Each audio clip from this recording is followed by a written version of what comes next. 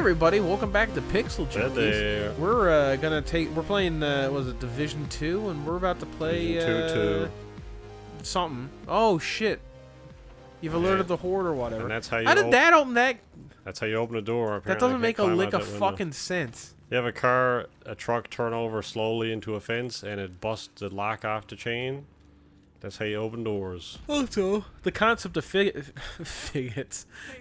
kind of gave up a little bit there. Yep. Oh, I should have got ammo before we started this. Uh-oh. Also, I'm using Eagle Bear this run, so. Using what? The exotic assault rifle. Oh. It's a bit different than Chameleon, so I gotta get used to it again. Yeah. Jesus. I think I got the shit kicked out of him. So we are doing the Potomac Event Center now. I don't know what that is. It's an event center. Ah. It's in Potomac. Oh, I keep thinking you're saying Pokemon. Oh, Pokemon it's the Park? Pokemon Center? Yeah, Boop, boop, Pokemon Park. Boop, boop, boop. The Lincoln Memorial is in Pokemon Park. In Digimon. How shitty would that be? If parts of them, like big American landmarks were suddenly renamed. So. Well, that's like 2030 when companies rule the world more than they do. Where corporations can influence political bias. Can you imagine if somebody sponsors the White House? More than they already do. Like you are now entering the Pepsi White House. There's Pepsi. Yeah. Get the big fucking signs out on the side. White House powered by Pepsi. Ugh. This presidential address is brought to you by the smooth taste of Gatorade. The Oval Office presented by Tide. One of the best moments in Futurama when they're giving the 4th of July speech and President Nixon is like, we've been through so much, wars, natural disasters, depression, but through it all we've never lost. That's what makes us great. The great taste of Charleston Chew.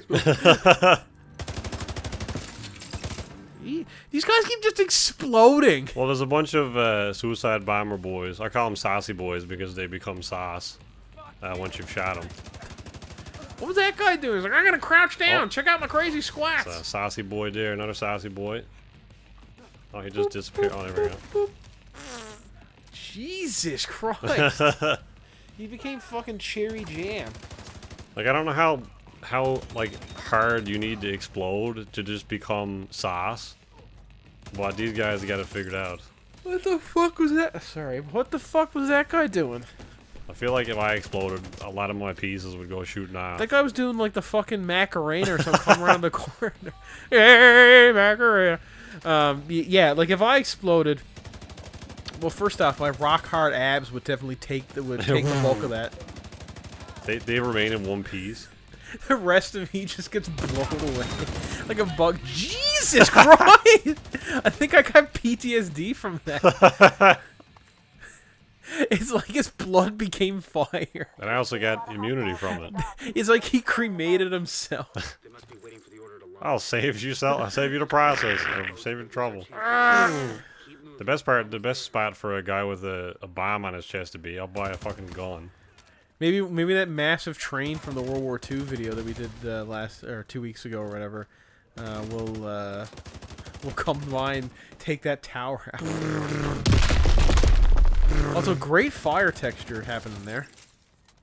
Yep, they're all shooting sideways. Yep, that was the most ridiculous fucking spectacle I've ever seen in my life. Oh, the Call of Duty train? Yeah, just like 18,000 tons of metal is flying towards you. Not to mention all the rocks and trees and shit. They're just digging up and flinging at you. Chairs, don't forget the chairs. Oh, yeah, that one chair that just fucks. I don't know where all the fucking chairs are coming from.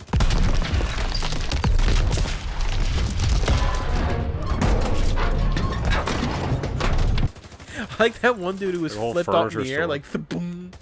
He sees his corpse catapult away. Can you imagine being like 3 streets away on patrol, and all of a sudden you hear, and you see some German corpse just hit the ground in front of you, like, oh my god, what the fuck's going on over there? The massive earth-shattering kabooms going on. Oh shit.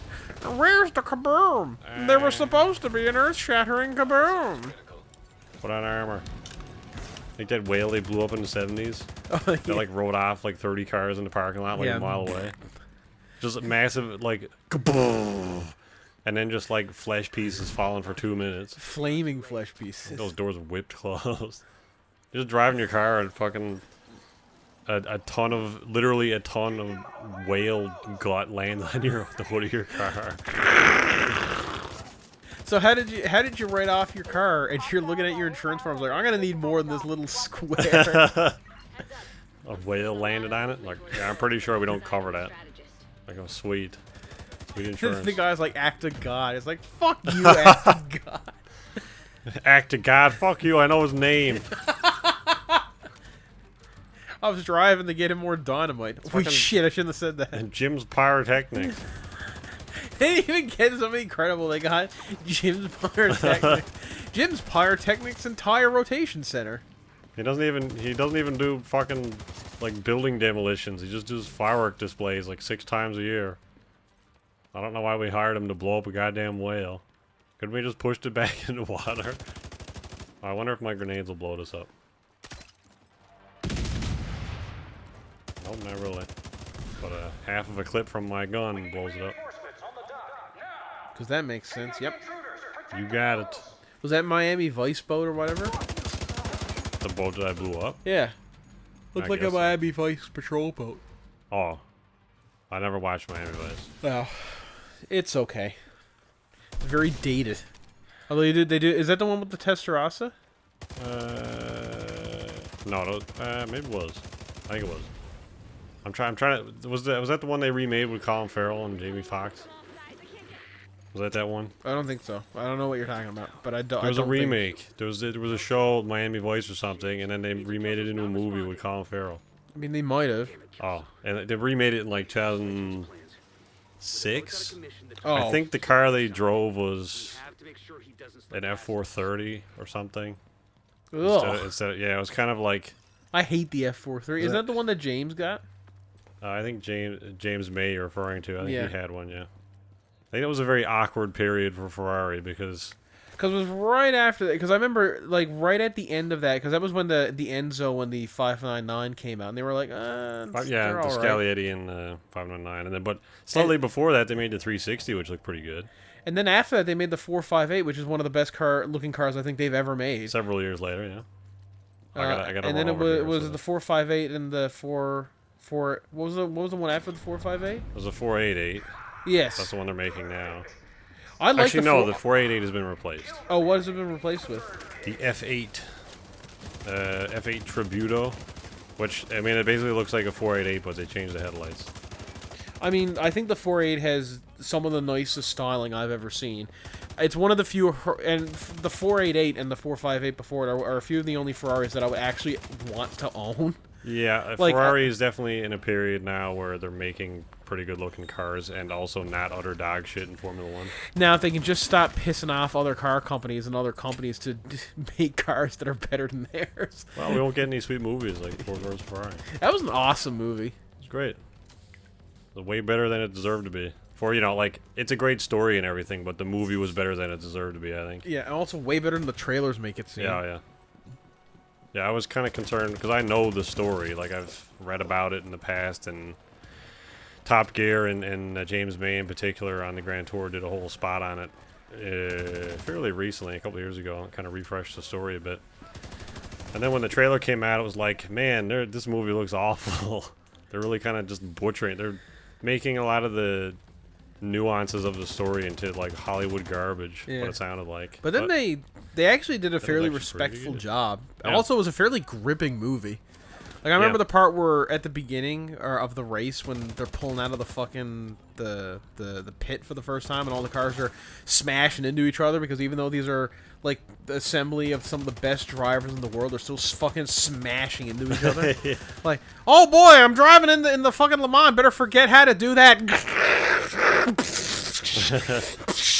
And Ken Ma's like, fuck. Then his door won't close. Because, again, Ford built a garbage fucking car. Yeah, my favorite part is when they get the GT, and they're driving in it, and they get Ken to test drive it, and it looks like he's doing a really impressive lap. And he's making, like, noises. And he pulls over, and then Shelby's like, what'd you think? And he's like, that was fucking awful. And he's like, yeah, I know. Yeah. Yeah, I mean, because race cars aren't, they're meant to go fast, and that's it. Pretty much everything outside of that, they're horrible at. Like, obviously, like doors and stuff and that kind of thing work better now, but they're still just like It's latches. Moby's dick. Huh? Turn around. Huh? Oh, Moby Dick. Yeah, it's Moby's dick. Oh, hang on. Just slid into tip there. Ugh. Some pubes on it. Perfect. But yeah, like, back then, like, they were hard to drive, hard to start, hard to pull away at low speeds and stuff, because, I mean, back then they were much closer to just regular road cars Who was than that? now. Who was that Scottish guy that the Grand Tour did a little like video for in season 3? Because he was driving a Lotus, wasn't he, or something? Was he Scottish? Or whatever. That was because it was Jack Brabham was Australian. I'm having a brain fart. I normally know his name. Flash up on screen. Yeah. Thinking of every other Formula One driver now. Graham Hill. But he was driving the Lotus car, Sterling wasn't he, or Moss. something? I think he drove for Lotus. Yeah, I think it was at that time period where And they were talking about drivers kind of did everything.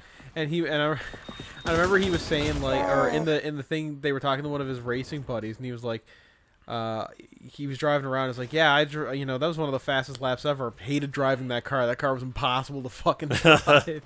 The whole way I was like, oh, please brake so I don't have to race you anymore.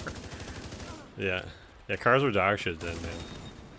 I'm saying, like, they were in the Grand Tour, they did a thing on like British cars, like the first Fords that were what was it, the Ford Costa or Costa? Ford Cosworth? No, not Cosworth. What was in the final episode of season 3 of the Grand Tour? They did a special on like this British. Oh, that was the. God damn! Why can't I remember anything?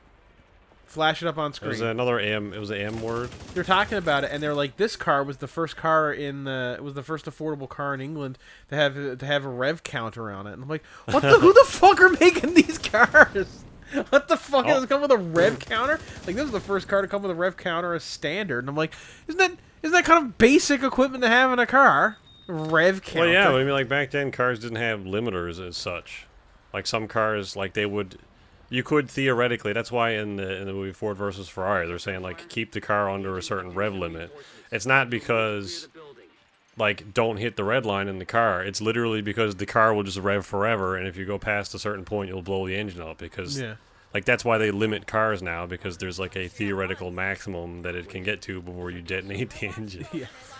And that's kind of what makes a part of that whole movie more interesting, is because even though I think it's like Shelby and Ford are like, keep the car under whatever it is, 7,000 RPM. He's like, fuck that, I'm going above it. It's like, you risk blowing up the engine and ruining, losing the race because you fucked the engine up. Also, that dude who works for Ferrari is the evil, who works for Ford, like the vice president or whatever. He's like he's like the most evil villain since Palpatine. Fuck that guy, honestly. If you win the race, I will become more powerful than you could possibly imagine. Pretty much true, though. Completely fucked over Ken Miles. Yeah. Also, how great is it that his name is Ken Miles? That's a great racing name. Yeah. It's like I had to do an exam a couple of weeks ago for school, and part of the exam I had to look at a case study, and the case study was about somebody. Was about like somebody's business selling a new type of sod, essentially, that was revolutionizing the sod industry. And the guy's name was Jack Pendergrass, and Pendergrass, sorry. And his uncle was John Crabgrass or something like that. I'm like, I feel like these are made up, because there's no way. Oh, it literally is Moby's dick. Yeah. That's... Oh, okay. I didn't read the signs. Yeah, I don't know. The irony, there's definitely some irony with people in businesses and stuff. Just like, their name is like, I don't know, like Max Cock or something, and they make condoms. Yeah. It's like, oh man, sweet. Max Cock. My name is Caliber Magnum. Oh man, you must be in the gun industry. No, I'm into lawn care. I make guppy condoms. Guppy. Yeah, guppy sized condoms. Ugh. You're fucked, buddy. Who is that guy? Also, lower your face in the frame. Jesus Christ. Oh, okay. the other thing doesn't happen yet. What other thing? Well, don't worry about it. Okay. Chickaboom, chickaboom, chickaboom, chickaboom. Was that an original song for that?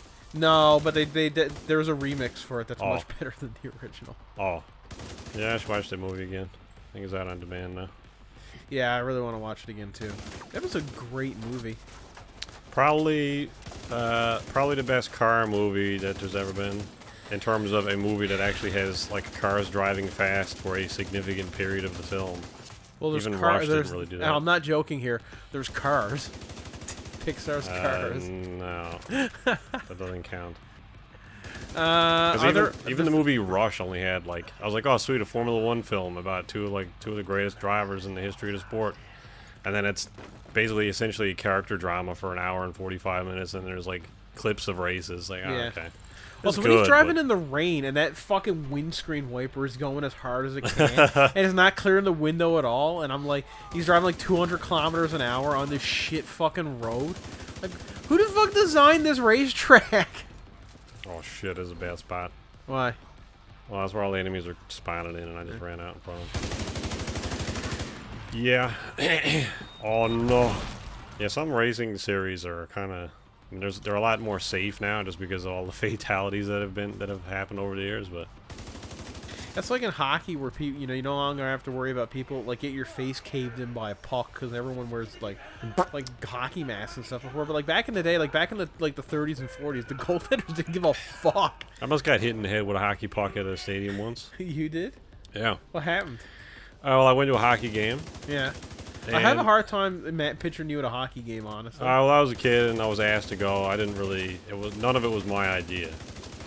I was like, "We got hockey tickets. Want to go?" And I'm like, "Okay." At least you can get stadium fries.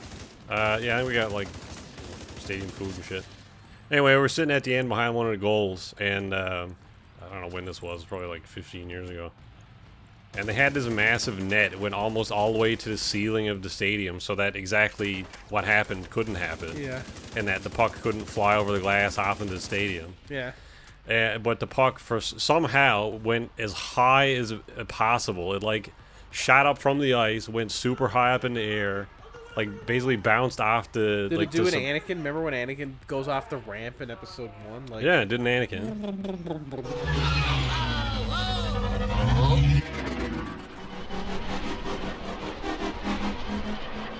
And then somehow he pulls on the thruster thingies and shoots off in front of him.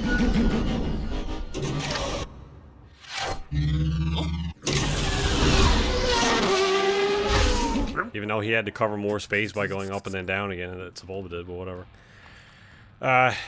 Anyway, so yeah, it like basically bounced off the ceiling, and I looked up and I couldn't really see it because it's a black puck against a black ceiling.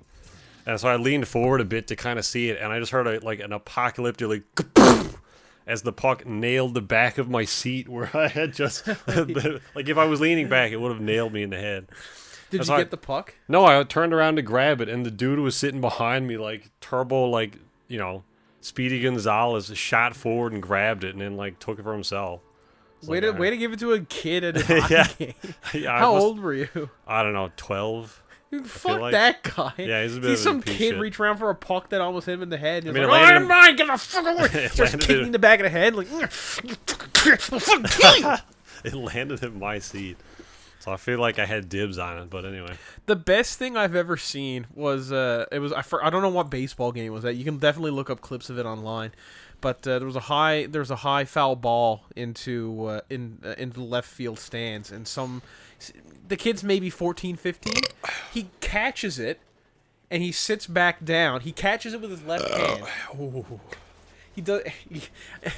Ask me for the clip because I'll have to send you the clip. But he catches it in his left hand, brings the ball down to his side, and then you see him pass it over to these two cute, 15, I'm guessing people he was there with, he was trying to impress.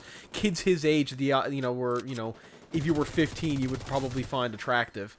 There's no way I can say that without sounding like a massive creep. Oh, I see what you're saying. Yeah. I thought you were saying that, like, if you were older than 15, like, at the time, if there were people suitable your age, you wouldn't find them attractive. But because you're 15, these conceivably ugly people are now attractive. No, I'm saying that they're 15. You're saying that you don't want to say a 15-year-old is attractive. Yeah. Yeah, I gotcha. But you know what I'm saying. Yeah. And anyway, so he passes the ball, and pedo. everyone's like, "Oh, isn't that sweet?" But what actually happened is he took the ball down, he caught it with his left hand, brought it down, and he had another ball in his right hand that he just brought from home, and he gave that random ball to the two girls. So he got to keep the ball from that he caught in the game, and the two girls went home with something. He bought it like Sports Check or something.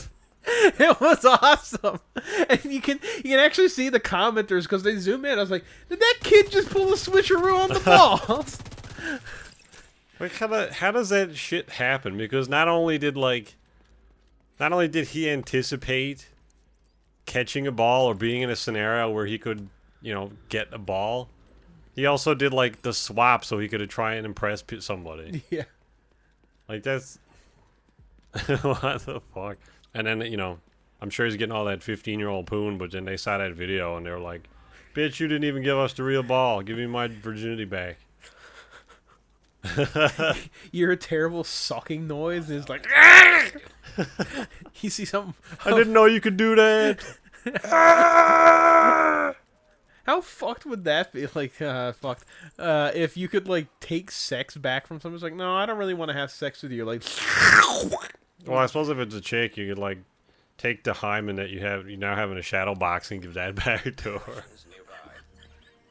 Has anybody ever done that? Has anybody kept a hymen? Is that a thing? I really don't like. Let's move on.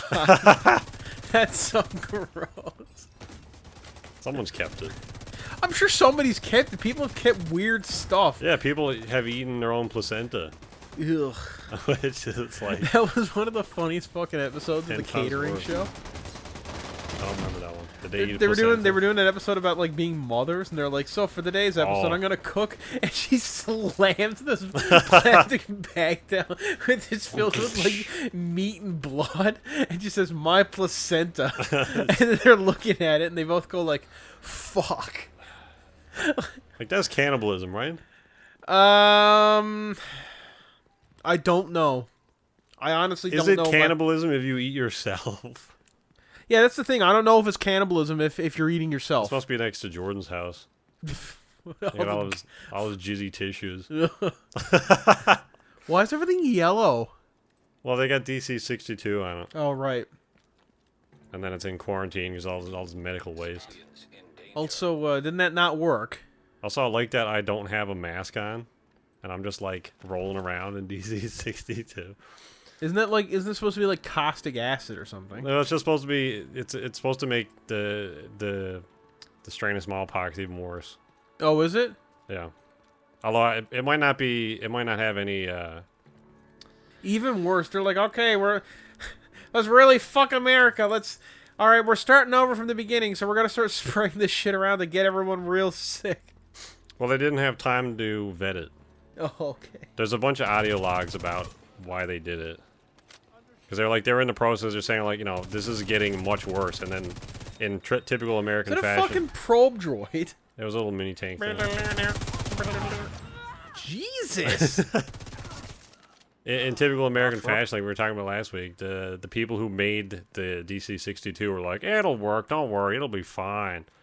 In 2 months, all of this will be over, and you'll be thanking me. And they're like, well, we really don't have any time to test anything else, and this shit is getting out of hand, so I guess we'll try it. And, all of a sudden, there's like, the disease is getting worse. It's like, yeah, I know, isn't it great? And they're like, no, we wanted it cured. Oh, no, I can't do that. No. There were some theories that, kind of like in Fallout, the virus was engineered on purpose. Well, it was engineered on purpose, wasn't it? Engineered not necessarily by one guy. Like, one guy wanted to pull a Thanos and kill everybody. Yeah. But there are theories that, like, a corporation effectively hired him. So that the virus would take out basically all essential services and like militaries and stuff, and then this company could then come in and basically take over the world without having to do anything. I'm guessing it didn't work. Well, I don't know. Maybe they'll do something with that in the future of the story, but it's kind of... That'd be kind of cool for a storyline, though. Anyway, we'll leave it there, and next time we're gonna, speaking of Fallout, do a Fallout mission. Speaking of Fallout, I had a buffalo sauce Big Mary before coming over here, so I'm feeling a bit of Fallout myself. Well, get in your Fallout shelter and wait for the feces to rain, because Big Murray inbound. So the smell is only gonna get worse over here. Oh, sweet! It melt a hole in my couch over there. Ugh. Here, I was trying to come up with a poop pun for DC62, but anyway. DC shitty poo. There you go. See you next time, everybody. I think we have a name for the episode.